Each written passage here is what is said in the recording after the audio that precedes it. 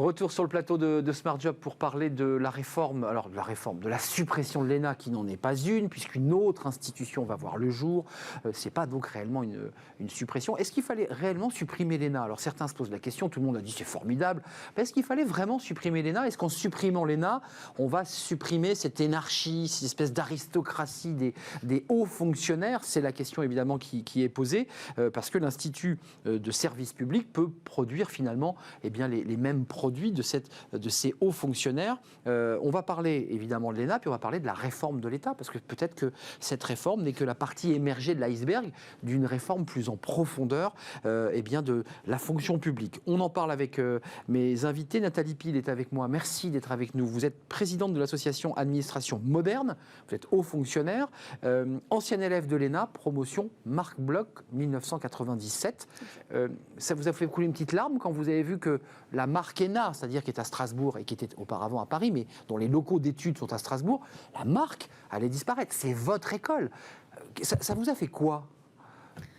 Oui, effectivement, c'est toujours un peu étrange de voir que son école disparaît. En tout cas, le nom de l'école disparaît. Je pense que la formation des fonctionnaires, de toute façon, ne disparaîtra pas. Voilà, donc je suis assez confiante dans le dispositif qui va être mis en place. Femmes, hommes, égalité. L'égalité, c'est votre livre. Je voulais le présenter aux éditions Erol. Merci d'avoir répondu à notre invitation. Fabien Tastet est avec nous en plateau, président de l'association des hauts fonctionnaires territoriaux. Vous étiez déjà venu sur ce plateau. C'est un plaisir de vous retrouver. Les administrateurs territoriaux, alors on fera le point parce qu'ils ne sont pas tous sortis de l'ENA. Il y a des écoles pour les administrateurs territoriaux. Il y a plusieurs écoles. On fera le point avec vous. Et puis nous sommes avec Agnès Verdier-Molinier. Bonjour Agnès. Bonjour Arnaud, bonjour à tous. Quel plaisir de vous voir. Bah oui, alors pas en vrai encore, pas encore sur le plateau, mais ça ne saurait tarder évidemment. Directrice de la fondation, directeur, vous préférez directeur je crois hein. Comme vous voulez Arnaud. Alors directeur de la fondation IFRAP, on parlera de la réforme de l'État parce que j'ai vu que l'IFRAP avait fait une étude très détaillée sur les contractuels, ce qu'on avait supprimé, ce qu'on avait rajouté. Il y a un petit peu des jeux d'écriture. D'abord, une question à vous Agnès Verdier-Molinier, parce que vous mettez souvent les pieds dans le plat.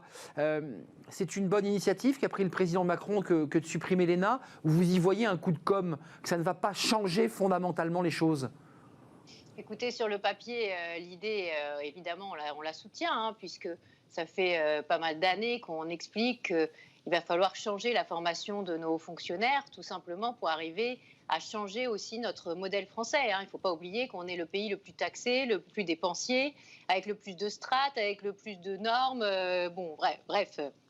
Tout ça, ça vient aussi de la formation de nos fonctionnaires. Donc on veut de la mixité publique-privée et des personnes avec des talents du privé qui puissent venir diriger des administrations. Donc là, la suppression de l'ENA va dans le bon sens, mais dans votre question Arnaud, il y a aussi la question de est-ce que l'Institut de service public va finalement peut-être devenir une sorte d'ENA bis?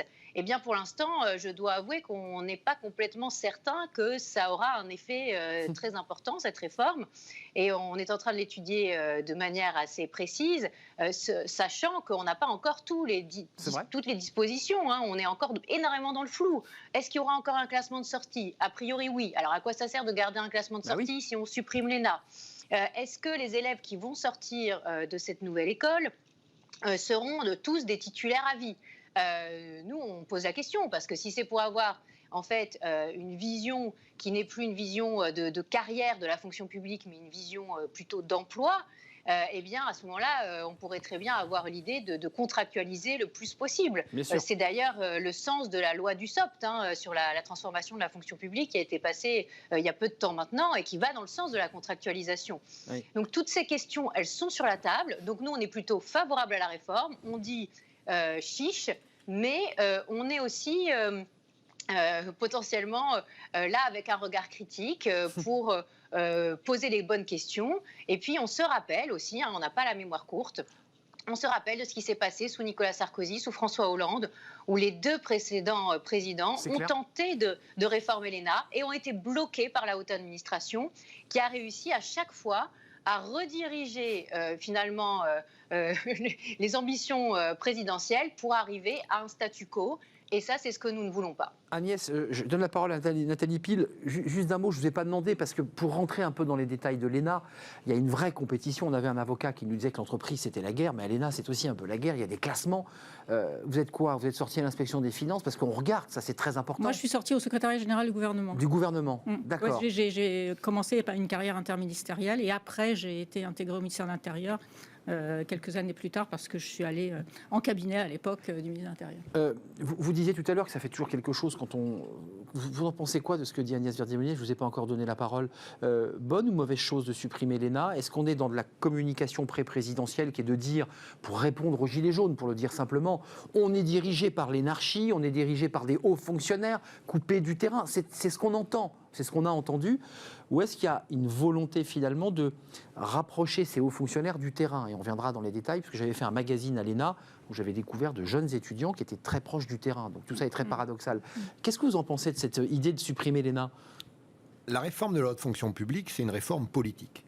C'est une réforme politique en ce sens que c'est une réforme qui va avoir des conséquences, je le crois profondément, sur la vie des Français. Et quand on fait de la politique, on fait du symbole. Bon. On le sait tous ici, donc le président de la République utilise aussi des symboles pour faire sa réforme. Et s'attaquer à un nom, changer un nom, c'est faire du symbole. Mais moi, au-delà de la réforme des noms, ce qui m'intéresse, c'est la réforme de fond. Et je trouve que la réforme de fond va plutôt dans le bon sens. Alors pourquoi On ne sait pas tout, hein, on est d'accord. Il y a encore On ne sait pas tout et c'est pas la fin du film. Et vous savez, moi, ça fait, nous les hauts fonctionnaires territoriaux, ça fait 6 ans qu'on demande et travaille à une réforme de la haute fonction publique. On sait que c'est un film qui a plusieurs séquences et c'est sûrement pas la dernière séquence. C'est un travail de... Pourquoi ça va dans le bon sens? Ceci dit, il y a des avancées. Je prends 3 sujets. D'abord, le président de la République, il a fait des annonces s'agissant du recrutement des hauts fonctionnaires, pour qu'ils ressemblent davantage à la société. Ça, c'était ses annonces, c'est pas ses dernières annonces, c'est ses annonces d'il y a quelques semaines. Plus de diversité sociale, plus de diversité en termes de genre, et concrètement plus de femmes à des postes à responsabilité, plus de diversité géographique, parce que les hauts fonctionnaires, qu'ils soient territoriaux, d'État ou de l'hôpital, il ne faut pas qu'ils viennent uniquement de Paris ou de l'Île-de-France, etc., etc. C'était ces annonces... Endogamie sociale... C'était ces annonces égalité des chances d'il y a quelques semaines. Ça va dans le bon sens. Il y a quelques jours, il y a une carte de 74 école de préparation égalité des chances, rebaptisée Talent. Cette carte a été publiée. Il y en a partout en France. Il y en a, je crois, au moins 2 par région. Ça, c'est très bien. C'est une annonce positive. Qui pourrait être quoi? Un vivier qui permettrait... Voilà. D'accord. C'est-à-dire que c'est dans ces écoles que les Françaises et les Français de milieux modestes vont aller préparer des concours de la fonction publique et des concours de la haute fonction publique. Et nous-mêmes, nous allons mentorer, nous les hauts fonctionnaires en place, nous allons mentorer ces élèves sur le chemin... pour les accompagner jusqu'à l'Institut. Pour les aider à réussir sur le chemin escarpé des concours, puisqu'ensuite, c'est qu'on passe des concours. Il y a plusieurs écoles de la haute fonction publique et on passe des concours. Donc, ce volet-là, il faut en parler de ce volet-là. Il est très important. Ça correspond à des annonces que le président a fait il y a quelques semaines. Il va dans le bon sens et il va, espérons-le, permettre d'avoir des hauts fonctionnaires qui ressemblent plus à la société. Ensuite, il y a eu les annonces dernières du président de la République, c'est sur la formation et sur le déroulement de carrière. Je pense qu'elles vont aussi dans le bon sens. On va rentrer dans le détail. J'espère. Même si, entre l'annonce et les faits, il y a un peu de travail. Nathalie Pile, excusez-moi, pour revenir à ce cliché finalement qui ressort de la société française, même d'ailleurs chez certains chefs d'entreprise, pas forcément de grands groupes, mais de PME, d'artisans, qui ont l'impression finalement, on l'entend, que ces décisions ont été prises dans un bureau à Bercy par un énarque qui n'y connaît rien. Ça, on l'a tous entendu. Comment on fait pour redonner finalement une visibilité, une lisibilité, et j'ai même envie de dire une légitimité à l'énarque, parce que rappelons que la formation est de très haut niveau, que ce que vous recevez comme formation est de très haut niveau, sont d'excellents professeurs. Comment on relégitime ce mot énarque, qui est quand même très connoté négativement? Alors, moi, je pense que le sujet, c'est pas forcément l'ENA. Je pense que c'est la décision publique. C'est-à-dire que le président... Donc, c'est un faux problème qu'on est en train de soulever sur la suppression de l'ENA. C'est-à-dire que la suppression de l'ENA, ça ne supprimera pas le problème de l'endogamie en amont et le problème de l'homogénéité des profils en amont, et ça ne supprimera pas non plus la décision publique et le cursus de ces jeunes hauts fonctionnaires ensuite dans les postes de décision. Et donc la question de l'ENA ou de pas l'ENA, pour moi, elle doit être mise en perspective et resituée dans son contexte. La question, c'est la décision publique. Qui prend la décision publique ? Comment se prend la décision publique ? Et pourquoi on focalise sur l'ENA, c'est-à-dire sur une partie de ces étudiants qui ont eux-mêmes des parcours fulgurants dans l'administration. Tous les énarques ou tous les hauts fonctionnaires n'ont pas des parcours fulgurants dans l'administration. Mais qu'est-ce qu'on voit ? Qui prend la décision aujourd'hui ? Ce sont les cabinets ministériels. Et les énarques dont nous parlons, ce n'est pas le chef de bureau ou le sous-directeur dans une administration. Les énarques dont nous parlons, ce sont ceux qui ont des parcours fulgurants dans les cabinets ministériels issus des grands corps, les grands corps étant accessibles directement à la sortie de l'ENA. On les rappelle, l'inspection des finances. Alors vous avez Conseil d'État, Cour des comptes, inspection des finances, inspection générale d'administration et IGAS. Donc les inspections générales. Donc le sujet, c'est la décision publique. Et nous, Administration Moderne, qui est une association interministérielle qui existe depuis presque 25 ans maintenant, qui propose à la fois des solutions pour avoir un État plus performant, mais aussi sur l'égalité femmes-hommes. On a organisé il y a 4 ans un colloque intitulé « Réforme de l'État, sport de combat, point d'interrogation ». Très bon titre. Et nous avions invité Jean Pic qui a produit un rapport qui a bientôt 30 ans, en 1994, qui expliquait à quel point les cabinets ministériels peuplés de conseillers techniques, je ne parle pas de conseillers politiques, de conseillers techniques, sont des sources de dysfonctionnement majeurs. On avait aussi invité... Donc vous mettez les pieds dans le plat, là, quand même, en disant ça. C'est-à-dire que les énarques qui sont collés aux politiques... Ce ne sont pas les énarques, ce sont ceux des énarques qui sont des conseillers techniques dans les cabinets ministériels. La nuance est importante, en effet. Le sujet, c'est... En quoi un conseiller technique qui a 25 ou 30 ans est un meilleur conseiller technique qu'un directeur d'administration centrale. C'est exact. Le sujet, il est là, tout le monde le connaît, tout le monde sait parfaitement que si on veut avoir une décision publique qui est prise par des personnes expérimentées, eh bien, il faut les faire prendre par des conseillers techniques de ce niveau-là, c'est-à-dire des directeurs d'administration centrale. C'est très juste. Et c'est là qu'on va réformer la décision publique. Ces jeunes loups de l'énarchie dont vous faites... Ces jeunes loups ou d'autres, ils ne sont pas forcément issus de l'ENA, mais en tout cas, ces conseillers techniques, on le sait bien, il y a encore eu d'autres déclarations récemment sur le sujet. Si on veut que les Français, c'était votre question, que les Français comprennent que la décision qui est prise, la décision publique, rencontre leurs attentes, ce qui n'est pas le cas, la décision publique doit être prise au bon niveau. Et donc, c'est une proposition que l'on fait depuis très longtemps. En tout cas, vous soulevez un point. Agnès Verdier-Molinier, vous entendez ce que c'est très intéressant, on affine beaucoup cette question de l'ENA, parce qu'on a cette espèce d'image d'Épinal de l'énarque. Là, on entend, vous savez, vous les croisez, on les a croisés, ces jeunes énarques qui sont près d'un ministre, qui veulent réussir leur vie, évidemment, et qui n'ont pas forcément la compétence, mais en tout cas qui ont l'ambition de réussir. Pas l'expérience. Comment, pour faire une question très large, comment on réarme l'État finalement ? Comment on lui donne sa légitimité ? Parce qu'il est un peu malade, notre État. Écoutez, je trouve ça très très intéressant ce sujet des cabinets ministériels, parce que j'ai eu l'occasion de débattre sur le sujet dernièrement, et on me disait, mais finalement, ceux qui partent en cabinet ministériel ne font pas de politique. Alors moi, je suis très étonnée de cela. En réalité, ceux qui conseillent les ministres, ceux qui conseillent le président de la République, ceux qui conseillent le Premier ministre sont plus ou moins quand même en politique. Et là, il y a un vrai sujet. Comment se fait-il que ce soit les grands corps de l'État eux-mêmes qui flèchent qui doit être directeur d'administration ou conseiller technique ou directeur adjoint ou secrétaire général de l'Élysée ou secrétaire général adjoint? Alors tout ça, c'est extrêmement, disons, lié. On sait très bien, vous et moi, que quand un ministre arrive au pouvoir, qu'il est nommé un ministre, qu'il est nouveau ministre, on lui dit prends un tel. Alors lui, il arrive de l'inspection, il est très bien. Ah oui, prends ce petit conseiller là qui est de l'IGAS. Et finalement, ce sont ceux qui ont la main sur les grands corps, et je pense notamment à l'inspection générale des finances, c'est un secret pour personne, qui placent les jeunes recrues pour travailler en politique dans les cabinets ministériels. Et là, il y a une question qui me taraude, et pour l'instant, à aucun moment on a répondu dans le cadre de la réflexion sur cette nouvelle réforme, mais il faut dire que c'est assez récent.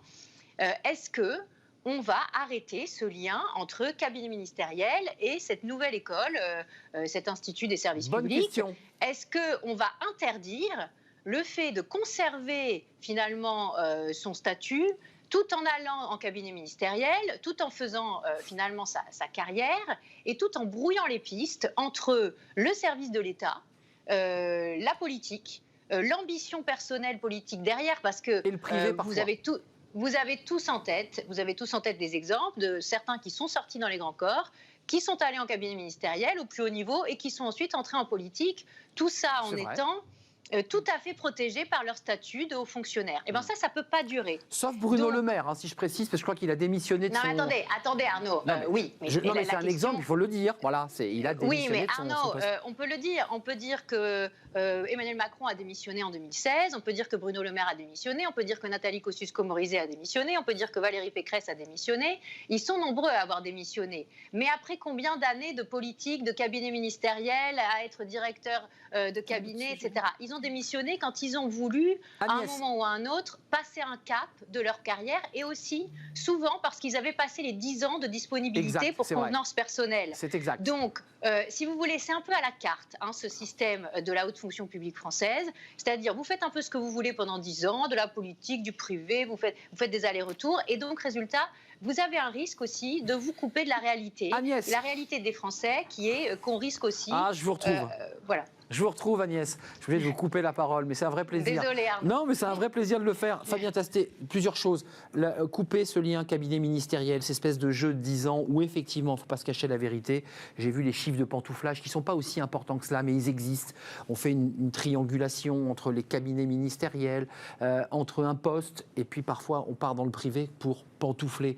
Comment on fait là ? Comment on redonne du sens à, je dirais, à ces commis, à Enfin, ces bon. hauts commis de l'État ? Moi, je ne défends pas l'idée qu'il faut monter des murs entre le secteur public et le secteur privé. Moi, je pense au contraire qu'il faut bâtir des passerelles, mais des passerelles contrôlées et régulées. On ne peut pas s'extasier, comme le fait parfois Madame Verdier-Molinier devant le secteur privé, et dire qu'il ne faut pas que des hauts fonctionnaires puissent aller un temps dans le secteur privé C'est vrai que ça... pour bénéficier des apports Ouais. du secteur privé. Et l'inverse est vrai aussi, d'ailleurs. C'est C'est-à-dire vrai. que les cadres du privé qui viennent dans l'administration apportent leur expérience, mais profitent aussi de ce qu'ils apprennent dans l'administration et retournent dans le secteur privé. Donc moi, je suis pour qu'il y ait du mouvement. En règle générale, je ne suis pas pour les murs, et notamment pas sur ce sujet-là. Mais contrôlé Je et suis réglementé. pour qu'il y ait des passerelles, et des passerelles avec des checkpoints. Et j'ai d'ailleurs été membre de la commission de déontologie qui contribuait à poser des règles de déontologie et à faire en sorte que ces allers-retours soient contrôlés. On peut sans doute faire mieux. On peut sans doute donner plus de pouvoir d'investigation. Alors maintenant, c'est plus la commission de déontologie, c'est la haute autorité. Moi, il y a eu moi, des exemples, Je suis pas pour qu'on rigidifie la vie politique, la vie économique, la vie de notre pays avec d'un côté du mur, des gens qui sont dans le privé, qui ne viennent jamais dans l'administration. Vous voyez, moi je suis pour. J'ai beaucoup travaillé sur la loi du SOPT. Avec les hauts fonctionnaires territoriaux, on a fait beaucoup de propositions. On n'a jamais été contre le fait qu'il y ait des cadres du privé qui viennent dans l'administration. C'est Ce qu'on important. a demandé, c'est qu'ils soient soumis à un certain nombre de règles, et notamment à des règles de déontologie. Vous imaginez un cadre d'une grande société du BTP qui devient directeur général adjoint d'un département aux travaux, sachant qu'un département, ça fait des travaux de voirie et de collège. Il faut quand même un Il y a un minimum petit de conflit règles. d'intérêts. Il faut quand même un minimum de règles. Nathalie Pile, Il faut les mêmes règles pour tout le monde quand on va dans les deux sens, public-privé. je le redis parce que c'est important. Vous, quand j'ai parlé des hauts commis de l'État, c'est important aussi de redonner le lustre à des fonctionnaires. Vous avez bien distingué de ceux qui naviguent dans les cabinets. Il y a des gens qui tiennent la maison. Aux États-Unis, c'est un peu différent. Les administrations, elles partent en même temps que les hommes politiques. Et on refait... Chez nous aussi, dans une certaine mesure. Oui, oui. Plus ou moins, Aussi, non. plus ou moins, il y a quand même un caractère un peu inamovible qui peut agacer aussi les Français. Ce caractère un peu inamovible, on ne connaît pas forcément le fonctionnaire qui a pris la décision, il est là, quels que soient les partis politiques ou les couleurs politiques. Comment on fait aussi ça pour redonner finalement un peu de vitalité à ces fonctions ? Alors, dans la haute fonction publique, les grandes directions ne sont pas du tout inamovibles. Au contraire, à chaque fois qu'arrive un nouveau nouveau ministre et il y a quand même mais partout, hein, il y a quand même la préoccupation de savoir si il y a une compatibilité en termes de mise en œuvre des politiques publiques entre le ministre et ses grands directeurs. Donc il n'y a pas du tout d'inamovibilité. Et d'ailleurs, jusqu'à une époque récente, je ne sais plus comment c'est maintenant, mais jusqu'à une époque récente, les directeurs étaient nommés tous les 7 jours, enfin fictivement. Donc et les préfets, ils sautent d'une minute sur l'autre, etc. Oui, les préfets, bien sûr, oui. On l'a vu récemment d'ailleurs. Oui, mais de toute façon, les grands directeurs des ministères, des différents ministères, ils sont là parce que les ministres ont donné leur accord. Donc il n'y a pas du tout d'inamovibilité. En revanche, si on veut redonner la légitimité et le poids à ces grands directeurs et directrices d'ailleurs, il faut véritablement qu'il y ait un lien direct entre le ministre et ses directeurs. Et pas qu'il y ait ce filtre on revient toujours au même sujet, effectivement, parce que tout à l'heure, Madame Verdier-Molinier parlait du fait que les conseillers techniques étaient fléchés par les grands corps. C'est pas tout à fait ça, en fait. C'est un peu ça. Tiens, prends ce petit conseiller, il est pas mal. Non, c'est pas tout à fait ça, parce que vous avez quand même plusieurs centaines de conseillers techniques dans les cabinets. Effectivement, vous avez les grands corps, mais les grands corps, ils en proposent quelques-uns. En réalité, ce sont des conseillers techniques qui sont issus des directions et des ministères et qui se retrouvent du jour au lendemain à donner des instructions à leur directeur. C'est comme si vous aviez un lieutenant qui, du jour au lendemain, se retrouvait le patron d'un général.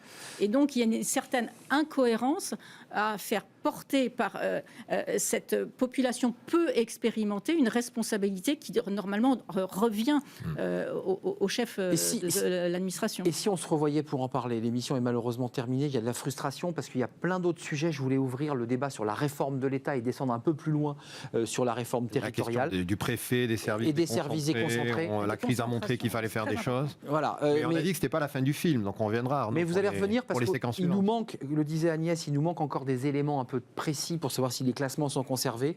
Je voulais vous remercier d'être venu nous avoir éclairé sur ce sujet. On parle beaucoup d'entreprises et de RH et on parle aussi des ressources humaines dans la fonction publique. On a eu le ministère de la Défense, tiens peut-être pourquoi pas un jour le ministère de l'Intérieur pour voir comment on organise tout ça. C'est très complexe. Nathalie Pile, merci, présidente de l'association Administration Moderne. Vous êtes haut fonctionnaire, ancien élève de l'ENA. Je voulais redonner le titre de votre livre Femmes, Hommes, enfin l'égalité aux éditions. Point d'interrogation. Point d'interrogation. Vous aimez bien les titres avec point d'interrogation aux éditions Erol. Je ne voulais pas oublier le livre d'Agnès Verdier-Molinier que j'ai oublié de présenter. La France peut-elle encore tenir longtemps? Éviter la faillite, c'est maintenant. Il est question entre autres de la dette. C'est votre dernier livre, Agnès. Il est sorti aux éditions Albin Michel. Et puis je voulais remercier Fabien Tastet, président de l'association des hauts fonctionnaires territoriaux. Le film n'est pas terminé, hein, donc on fait une courte pause et puis on se reverra. C'est un peu comme les séries maintenant. Voilà, il y a des épisodes sur l'ENA. On termine l'émission avec Fenêtre sur l'emploi. C'est Thierry